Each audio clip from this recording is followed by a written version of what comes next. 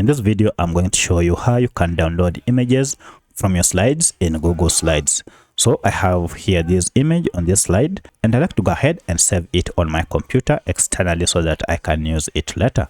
To do that, it is quite simple. If you find this video helpful, I'll kindly request that you support me by liking the video and also by subscribing to this channel. Alright, the first thing you need to do is to go ahead and click on your image that you want to download or to save on your computer. Now the problem is, if you go ahead and right click on it, we shall have quite a number of options here, but you won't find a download option.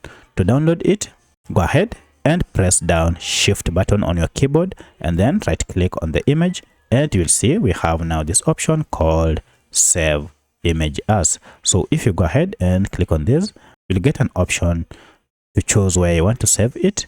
I'll save it under downloads, and I'll give it a name like that and then save it.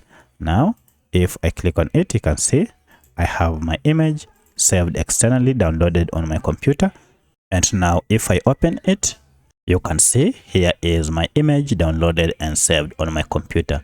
So that's how you can download images from your slides in Google Slides. If you have any other question, kindly let me know in the comment section. Otherwise, thanks for watching, and let's meet in the next video.